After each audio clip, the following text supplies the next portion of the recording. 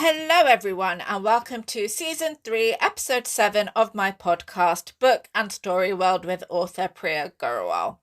So thank you to anyone who comes across my podcast and tunes in. For today's episode, Season 3, Episode 7, I thought I would read out the remainders of my chapters for the book The Desires of an Angel by myself, Priya Grewal, and the subtitle on the front cover is What Happens When an Angel Falls in Love. So it's available on Amazon in paperback or on Kindle. And last week, during the episode 6, season 3, I read out the first 10 chapters of The Desires of an Angel. And today I will read out the remaining chapters 11 to 20, which takes us to the end of the story. So a quick recap what's happened so far in The Desires of an Angel. Our main character is called Heather. She's 27.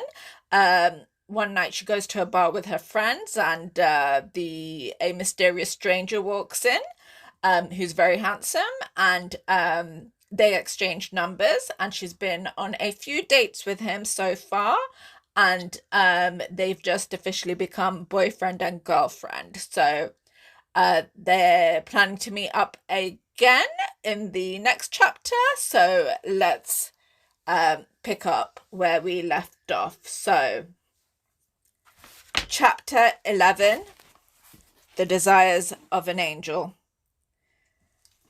Heather was walking down the road she lived on and smiled and waved when she saw Viscero waiting outside the convenience store for her.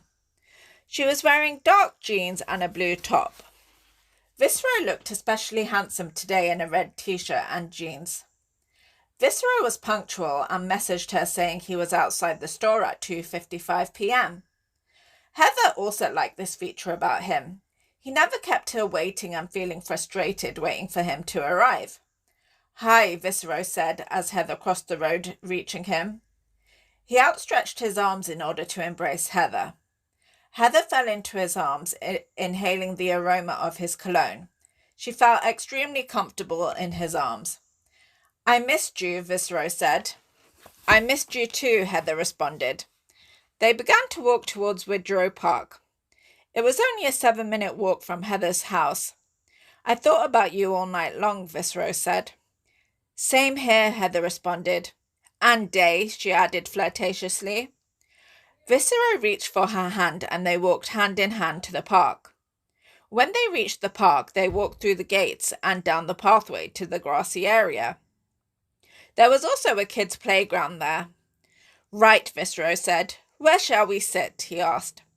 "What about under that tree over there? I love sitting in the shade," he said. "Is that okay with you?" he asked Heather. The sun was out today and it was a nice temperature. "Yes, that's fine," Heather replied, feeling amused. They went and sat under the tree. Viscero relaxed for a moment, not saying anything, as a lovely breeze rustled through both of their hair. "Can I kiss you?" Viscero asked Heather. "Yes," Heather responded. He didn't seem to have a problem with public displays of affection. He started kissing her, and Heather enjoyed him kissing her for the next 20 minutes. When he pulled away, he said, "I love kissing you. I wish you were by my side all day long so you are always there for me to kiss." Heather blushed and said, "That's the way I feel too. I've been on cloud 9 ever since Friday. I couldn't believe that you asked me out and that I'm your girlfriend now." "Oh, Heather," he said, "you're so down to earth. Why wouldn't I want you to be my girlfriend? You're beautiful, sweet, and kind. My perfect woman." "Thanks," Heather said. "That's the way I feel about you, too. I really love that you're punctual, too." "Punctual?" Viscero laughed. "I didn't realize that was one of my finer qualities. I hate unreliable people who are never on time and love to keep people waiting." "So do I," Heather laughed, hating it when friends did that to her. "So," Viscero said, "do you remember when I said I live in Osterley?" "Yes," Heather replied, feeling slightly puzzled. "Well, that might not be quite true," Viscero said seriously, looking at her. "How do you mean?" Heather asked. "Where do you live then?"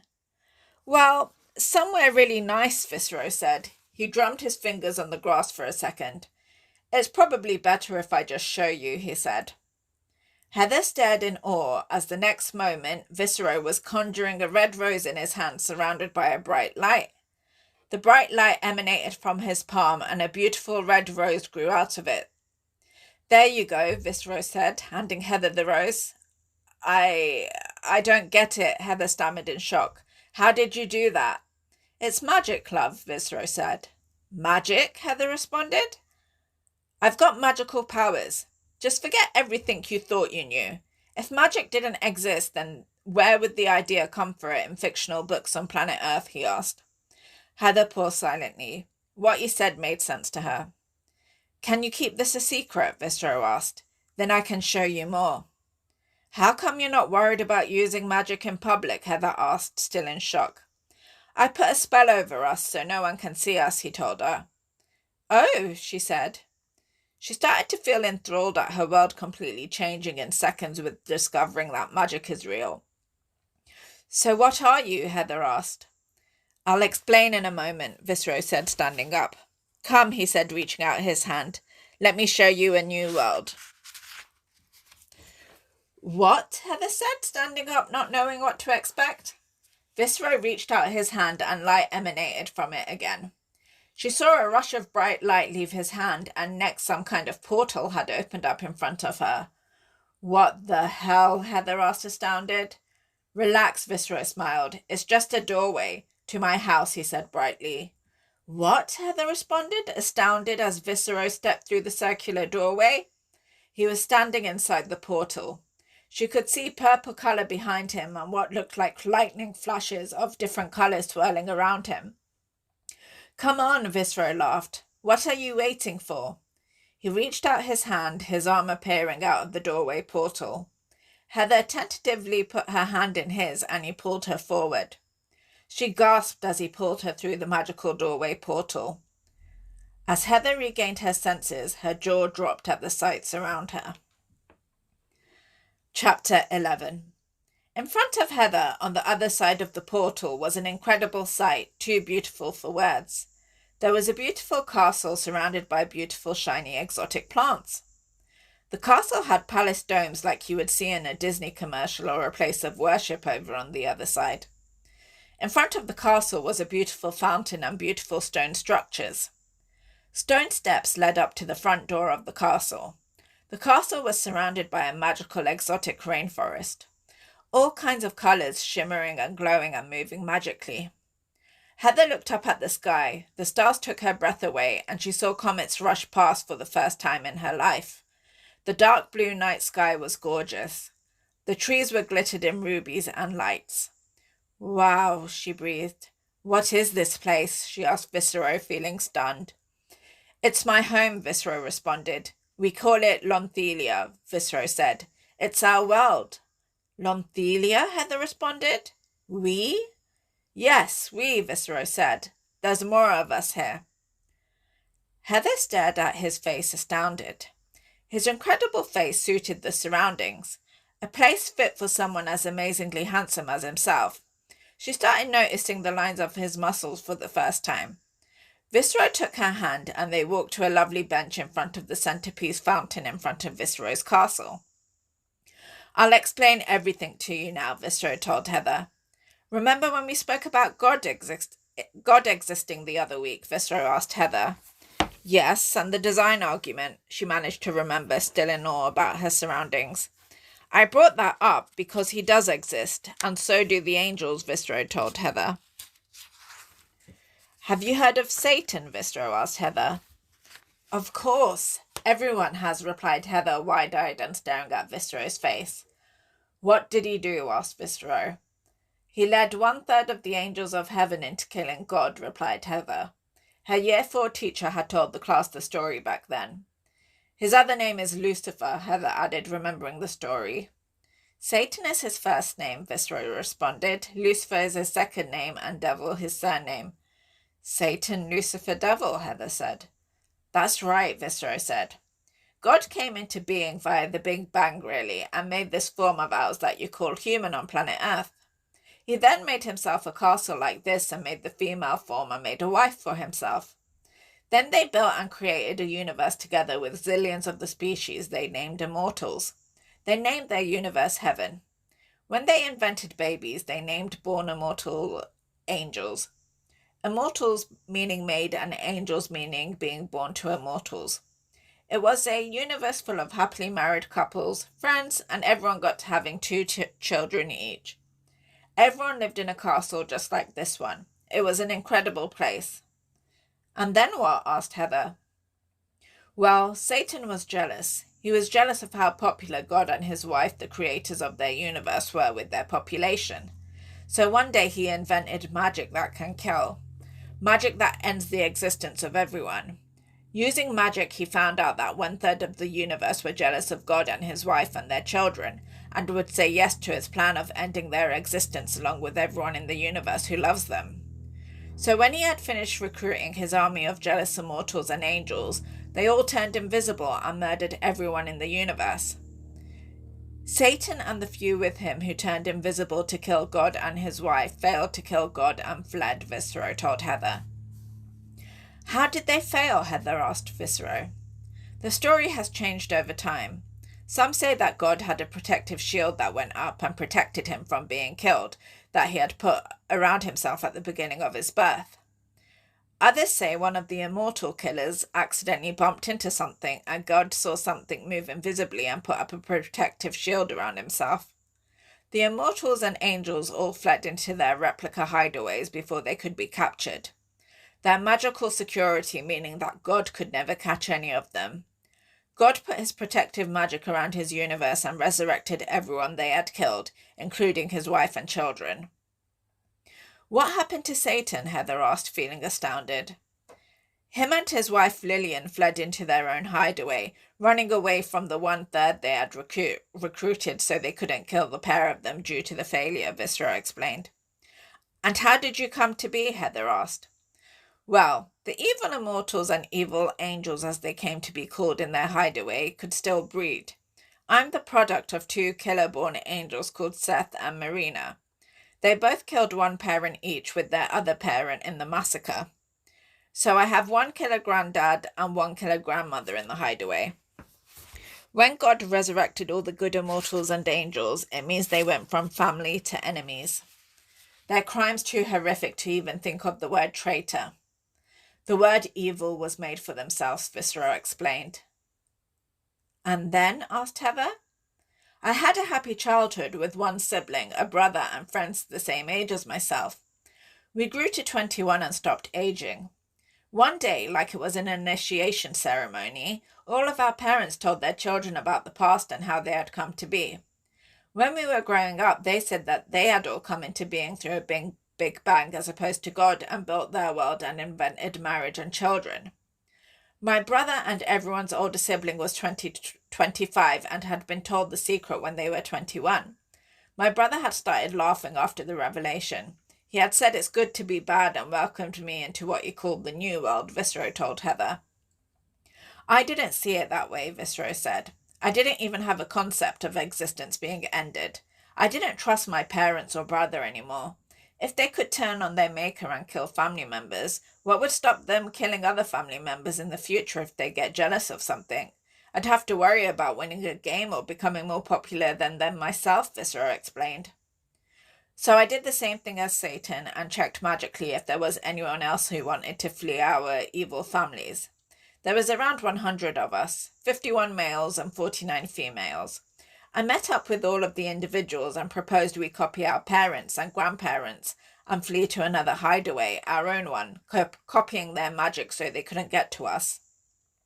The uneasy 100 agreed and thought it was the more intelligent thing to do, Viscero explained.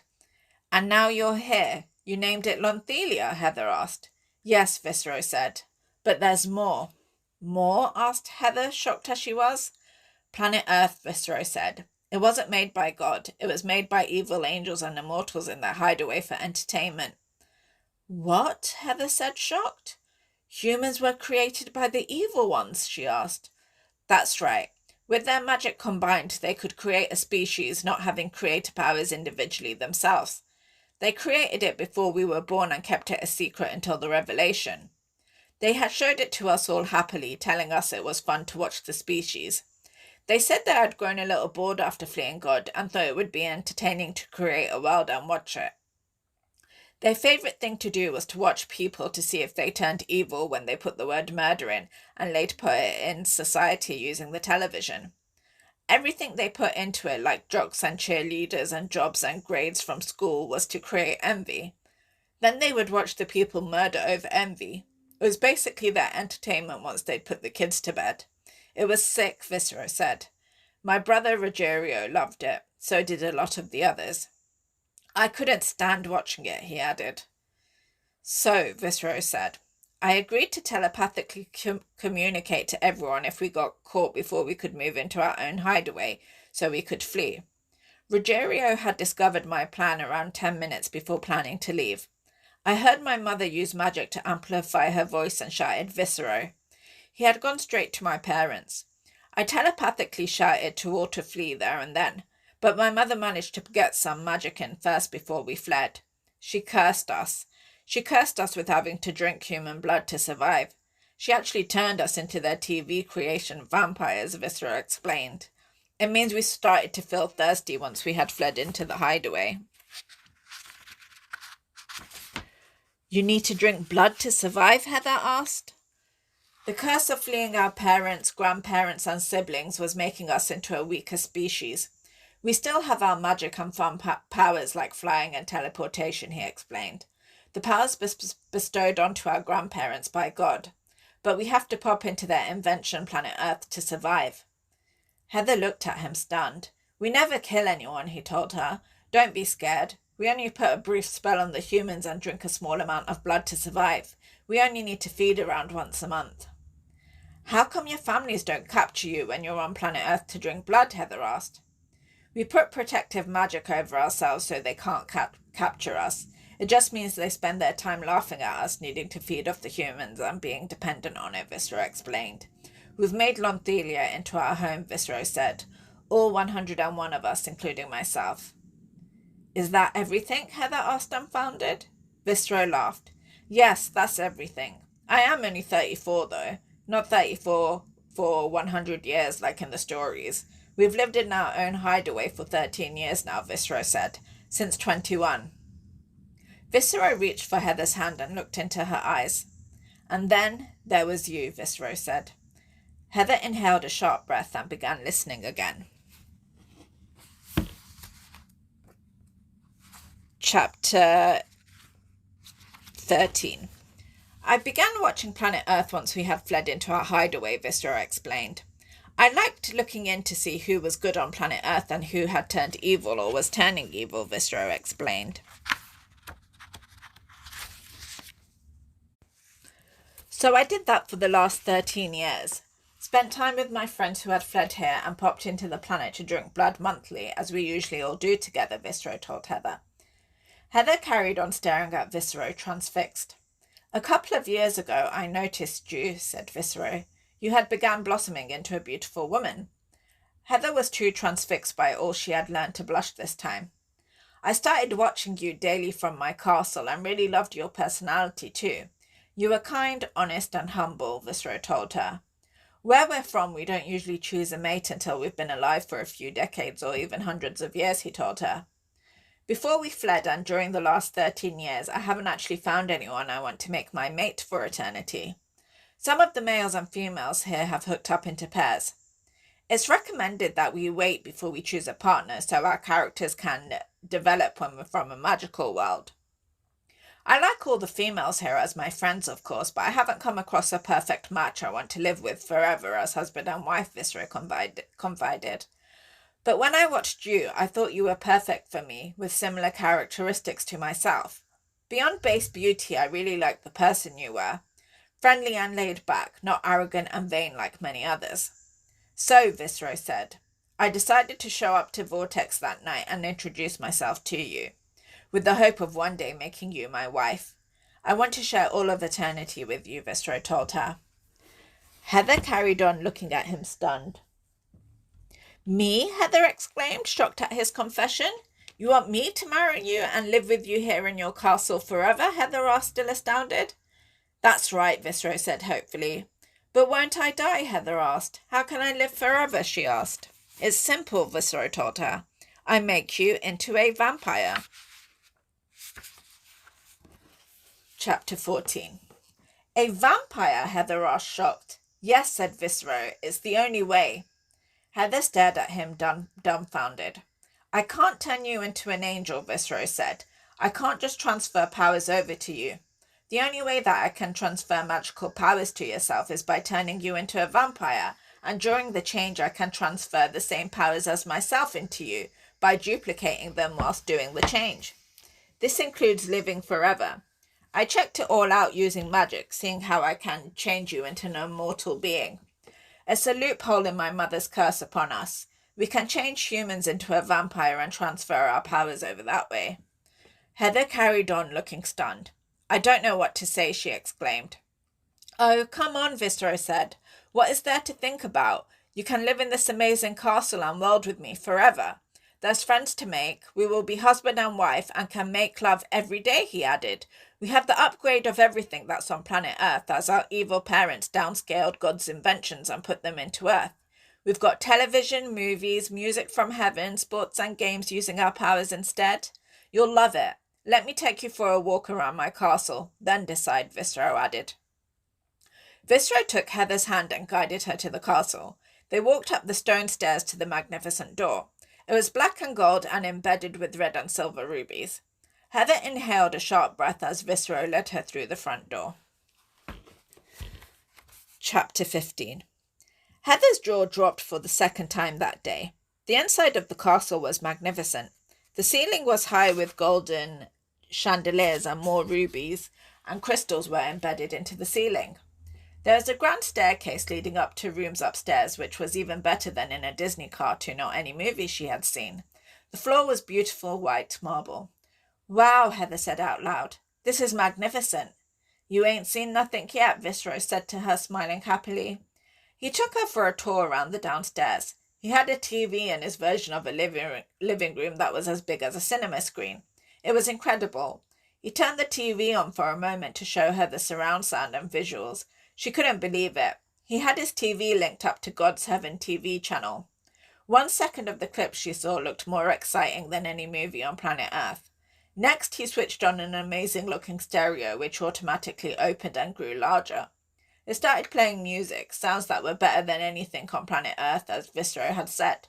Heather immediately wanted to start dancing to it, an experience she hadn't had before in a club to an unrecognized song. Viscero then led her to an indoor swimming pool and showed her a jacuzzi. Everything was embedded in jewels and crystals, the furnishing gold and silver. There were new heavenly upgrades of the colours on planet Earth in the decor of the castle. The water in the indoor pool and jacuzzi and large bath Viscero had showed her was purple when she first looked, then kept changing colours to pink, green, dark blue. The whole inside of the castle was a treat to the senses. There were also divine scents in the air. Viscero led her to his garden, opening his version of a patio door. The garden was a magnificent rainforest. The trees sparkled different colours. There were fountains everywhere. There was an outdoor swimming pool and jacuzzi, water changing colours like the indoor one. There was even an outdoor cinema screen. Check this out, Viscero said. He went up to a lovelier version of an outdoor takeaway van which was rimmed in gold. There was no one standing behind it. Pizza, please, he said. Next before Heather, an appetizing-looking pizza appeared. Try it, Viscero told Heather. She put a slice in her mouth and nearly collapsed at how great it tasted. She kept chewing, unable to say a word. Wow, she said again. This is incredible. The food on Earth in comparison was barely edible. When she had finished her slice of pizza, Viscero ordered a soft drink for Heather and ice cream. Both were also divine in taste. Viscero watched her eat as they sat on one of the marvellous benches together. The sky was beautiful with shooting stars flying across it. Heather admired the plants in the garden as she finished eating. So, what do you think so far? Viscero asked Heather. It's incredible. I've actually walked into a dream, she said. Well, it's all real, baby, Viscero said comically, putting on a silly voice when he said baby. After a moment, he said, let me show you upstairs. They entered the castle again, and Viscero quickly showed Heather a games room full of video games. We can enter the video games and play that way, Viscero said. What? Heather laughed. Viscero took Heather's hand and transported them into the video game. She could see an obstacle course with prizes across it to get. See, Viscero said. He started jumping across the obstacle course using his powers, jumping from each boulder and somersaulting into the prizes along the way. Heather laughed excitedly. Awesome, isn't it? Viscero asked Heather. It sure is, Heather exclaimed. Viscero magically transported them out of the video game. He then showed her a painting room with a blank easel in the middle and with lovely classical-sounding music playing in the background. There were funky-looking paint sets and colouring pencils and paint colours swirling around the room. Next he showed her a grand library with all of the books written by God and his wife from heaven.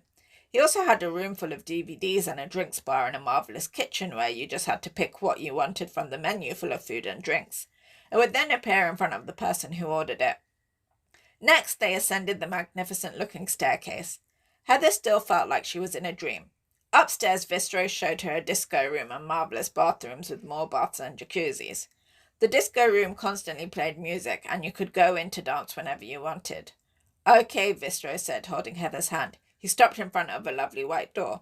This is my bedroom, Viscero said, which you can share with me one day if you want, he added quietly. He opened the door to reveal a luxurious massive bed with lace curtains surrounding it. The carpet was a luxurious soft-looking red.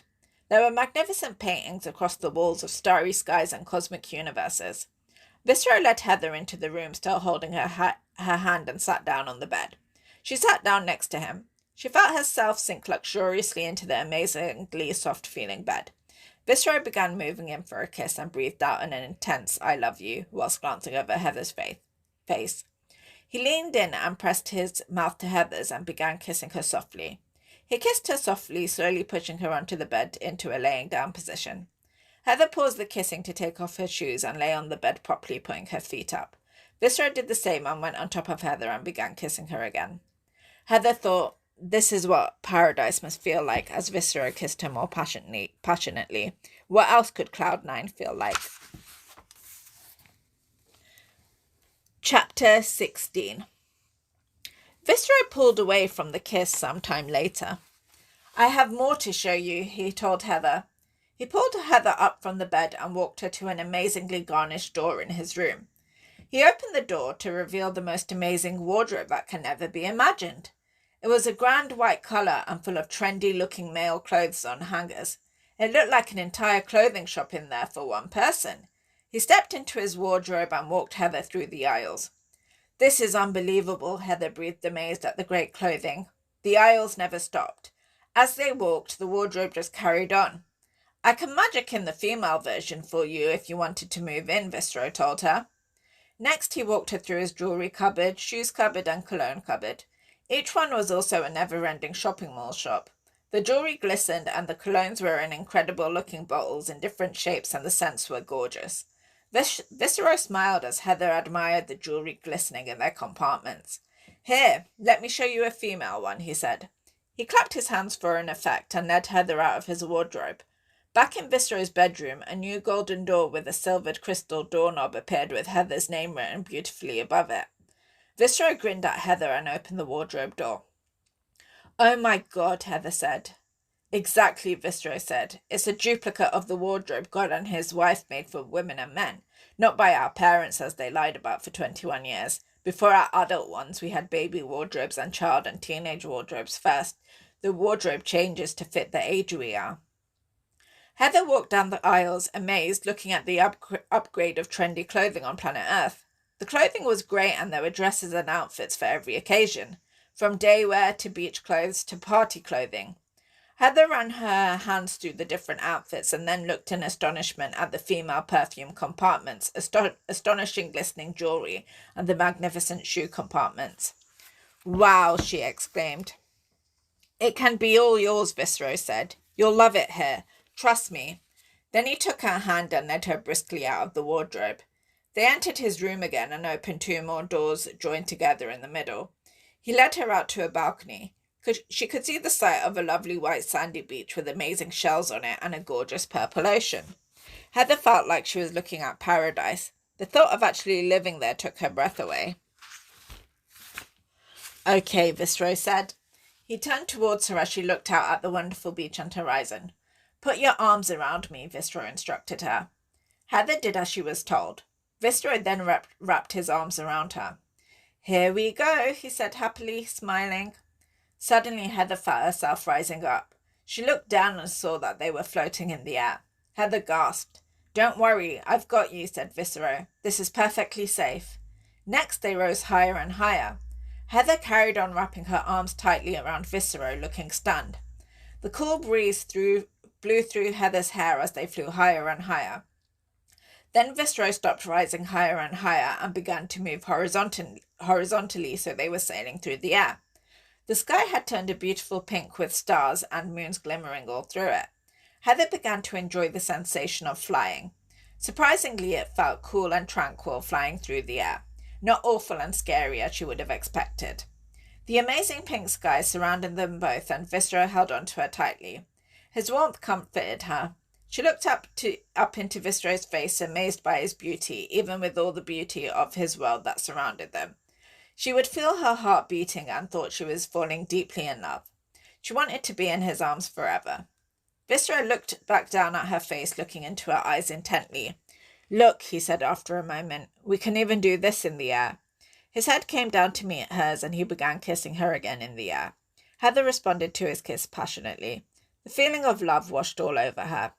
"I love you," Viscero said as he pulled his head away a few moments later.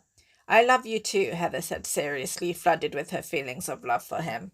"I want you to be my wife," Viscero said, "and live with me here." Heather stared at him stunned. She didn't know how to respond to changing worlds and leaving hers to live here with him. Viscero smiled, looking down at her. "Right," Viscero said. "I've got a surprise for you." Heather clung tightly to Viscero, and he began sailing through the air in a different direction. Chapter 17. Moments later, Viscero and Heather left the pink sky and began descending into a midnight blue sky instead, with stars gleaming in different colours. A different palace castle came into view, and as they descended down further, Heather could make out the face of a male and female smiling up at them. Heather looked down at the pair. She could see that the male was very handsome like Viscero was, and the female was stunning with deep blue sapphire eyes and beautiful dark brown hair tied up in a bun. Her pearly white teeth flashed as she smiled up at the pair. The male had dark hair and dark brown eyes, which flashed in excitement as he grinned at them both. Viscero approached the balcony and settled Heather down onto the balcony in front of the male and female. "Hello," the male said chirpily. "I'm Kian, Viscero's friend. Welcome to Lonthelia." He then grabbed Heather, pulling her into a friendly hug. "And I'm Fiona," the female said, as Kian pulled away from her and then also hugged Heather quickly. "We're a married couple," Kian told her and put his arm around Fiona. Viscero smiled, turning to Heather. He said, "As I told you earlier, around 100 of us fled our parents and siblings 13 years ago. Kian and Fiona fell in love spending time with one another here in Lonthelia. They moved in together a few years ago." "We've had the most wonderful time here," Fiona told Heather. "No evil families to feel anxious about." "You'll love it here," Kian told Heather. "It's a paradise. We've got everything here," Kian exclaimed happily. "It's incredible having a lover for every day and night." Fiona laughed, looking slightly embarrassed. Kian put his arm around her waist. The pair were clearly very much in love with one another. "Our powers are fun," Kian added, "and there's loads to do for fun with God and his wife's inventions duplicated here. And of course we have our palace castles and gardens to lounge in. Food, drink, music, movies, everything you could hope for and more. The pools are great," added Fiona. Viscero turned to look at Heather again. "I telepathically told Kian and Fiona that I was bringing you here. They know about my intentions towards you. I told them we were on the way." "Telepathically?" Heather said, stunned. "Yes," she heard Viscero's voice in her head. Heather started laughing. "Will I be able to do that?" "You'll have all of our powers," Kian told her, eyes widening in seriousness. "It's magnificent having powers," Fiona advised. "Let's go to our dining room, have some food and drink and discuss," Kian jovially offered. Viscero and Heather followed the pair. They walked through another magnificent corridor with gleaming doors and descended down the staircase.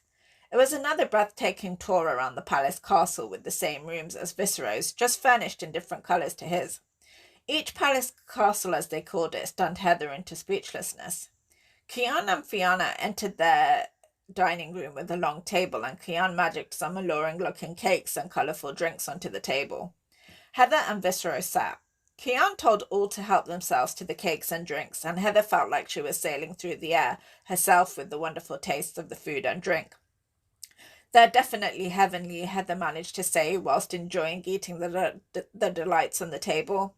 "God and his wife," Kian said seriously. "They're called the Emperor and Empress of their universe they made together. We've got everything in here that they made together."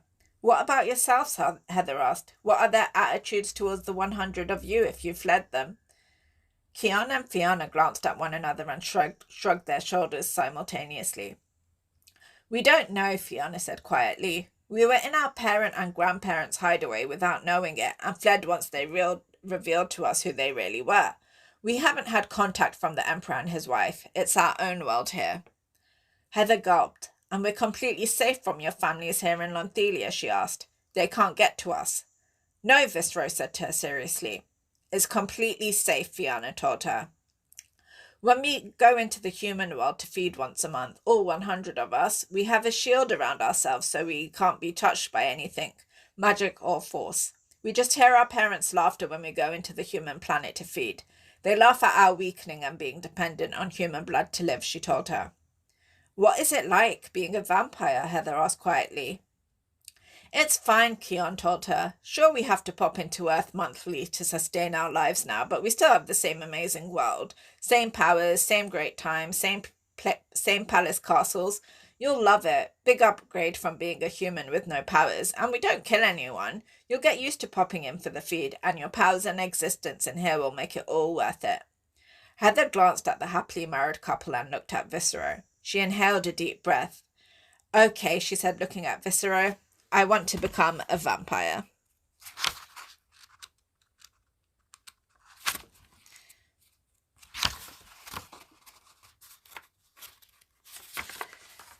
Chapter 18.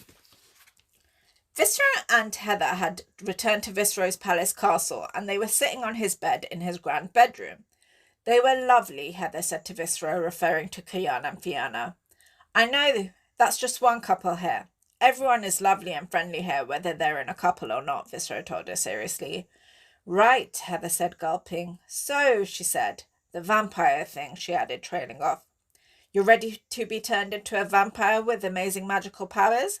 You're ready to stop aging and live here forever with me?" Viscero said as a statement. "Wait," Heather said, gasping. "What about my family, my mum and my sister?" "You can go into the human world and visit them whenever you want," Viscero told her. "Will I want to drink their blood?" Heather asked, concerned. "Like in the movies?"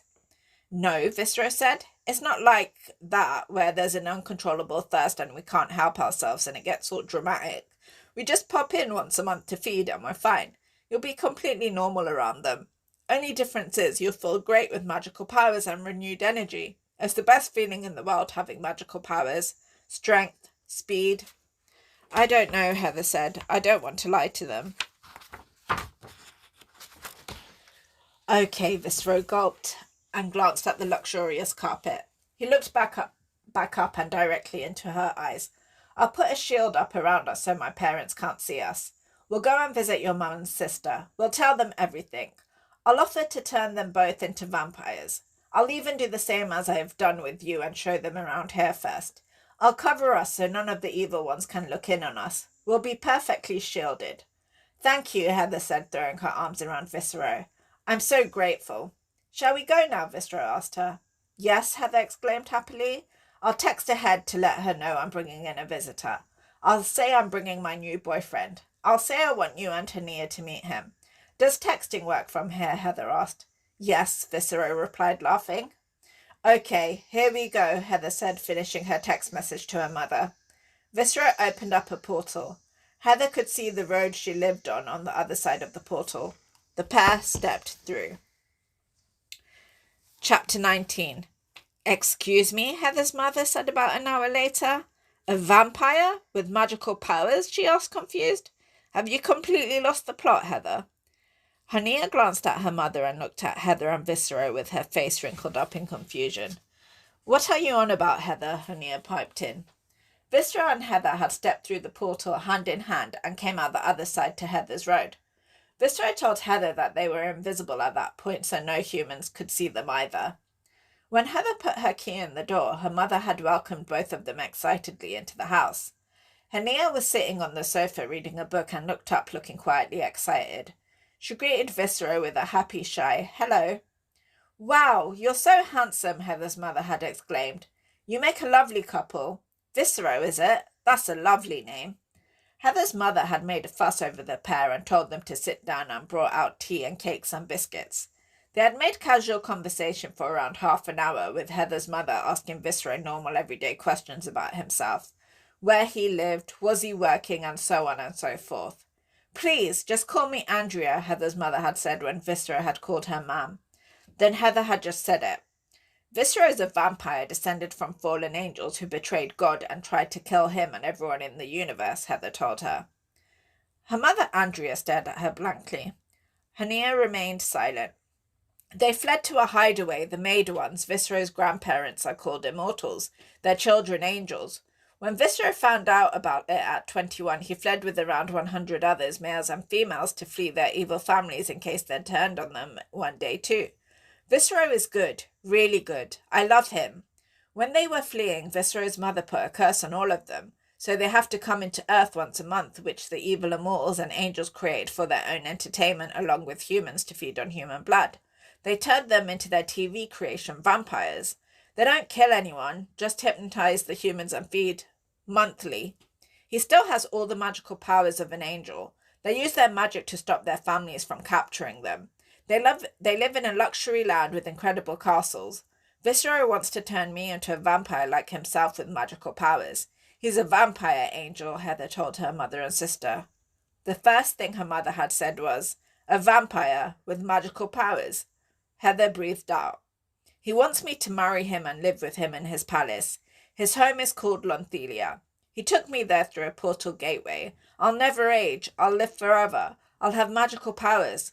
All I'll have to do is drink blood once a month, without killing, and I'll be a superior species forever. And on top of that, I'll live in complete luxury. Heather's mother Andrea responded with silence. So did Honia. Okay, Viscero said for the first time. I'll show you. Viscero opened the portal gateway again with his hand. Again his palace, castle, and lovely gardens could be seen on the other side. Oh my God, Hania screamed in delight, standing up. Magic, she shouted. Magic is real. Heather's mother smiled broadly in excitement, sitting forward on the sofa. Come on, Viscero said, responding brightly. Come on in. Let me show you around. Viscero grabbed Heather's mother's hand and Hania's and stepped through the portal. Come on in, Viscero exclaimed again cheerfully, and both copied and stepped through excitedly. Heather's heart had stopped pounding nervously now. She smiled happily, feeling excited and happy at her family's response. She stepped in through the portal after them. Chapter 20. A few hours later, just after midnight, Heather, her mother and sister and Viscero stepped through the portal gateway again and back into the living room of Heather's house. Her sister and mother both had massive smiles on their faces. They all sat back down on the sofas. Viscero had given Heather's mother and sister the same tour he gave herself, minus meeting his friends. He had even taken them all flying. Heather's mother Andrea and Honia had been amazed as Heather and extremely enthusiastic about the whole thing. They didn't see the vampire curse as anything that should stop Heather from wanting to change into one when they didn't kill anybody and had all these magical powers and didn't age and would live forever. Both Andrea and Honia had vocalized their views to the pair. They both thought it was all wonderful. Viscero had just offered to turn them both into vampires too, and said that he would duplicate his palace castle for themselves to live in as well. They had stepped through the portal back to Earth to discuss. Andrea and Honia both sat down. Viscero and Heather waited for their answer. That was incredible, the most incredible experience. I'm happy and astounded. I give my blessing for Heather to marry you, be turned into a vampire, and live with you in Lonthelia in your magnificent palace castle, Andrea said happily. Yeah, Honia exclaimed happily.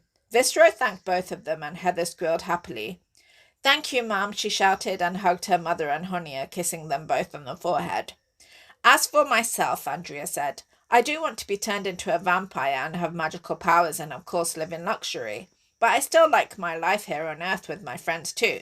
So I'm not ready to just give it up overnight. So my proposal is, oh, Honia, Andrea said, suddenly remembering her daughter, it's up to you what you do. I don't want to stand in your way. As for myself, she continued, just give me a few years on Earth, and then I'll ask to be changed when I'm ready, maybe in 7 or 8 years. Is that okay? Andrea asked them both. Viscero looked at Heather. Heather was ecstatic. Of course, that's wonderful, Mum. I can't wait for you to move there in a few years too. She hugged her mum again.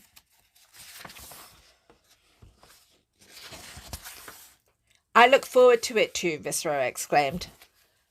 But you both make sure you pop in here through your portal and visit us at least once a week. The house is open to you both to pop in whenever you want, with your protective shield around you both, of course, Andrea said warmly.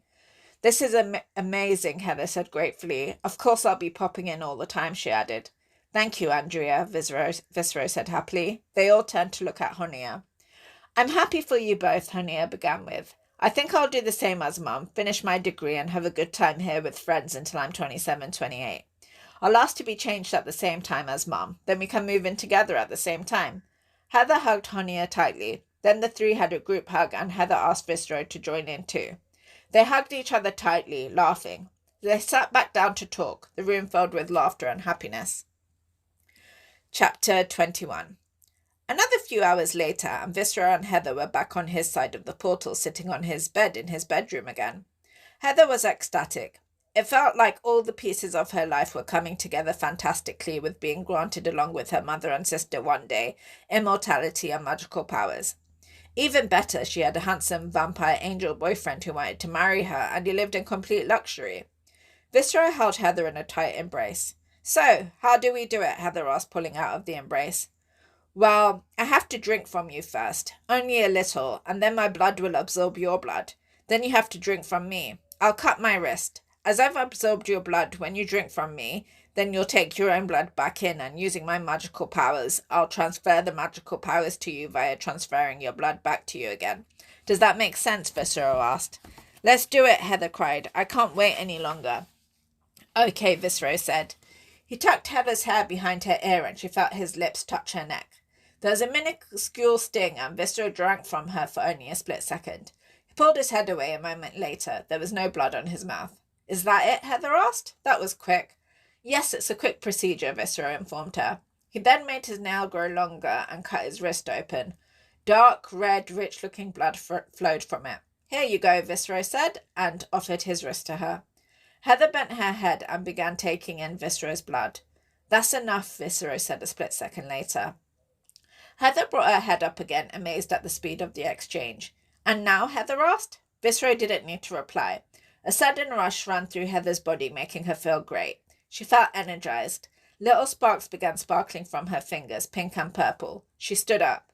She levitated, teleported to the other side of the room merely by telling herself to do so. She conjured some flowers and flitted speedily around the room.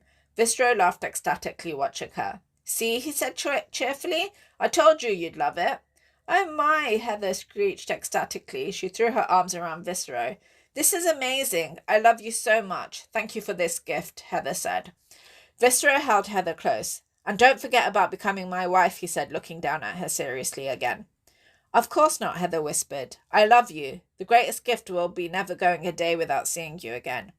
I love you too, Viscero whispered back. He leaned his head down and kissed her softly. Heather's legs felt like jelly again in his embrace. He pulled away a few moments later. Let's go flying, Viscero said enthusiastically. Yes, Heather shouted. Viscero opened the balcony doors. He took Heather by the hand and they both rose ecstatically into the air. A month later, Viscero and Heather were married in front of what had become both of their friends in Lonthelia, with Heather's mum Andrea and her sister Honia in attendance.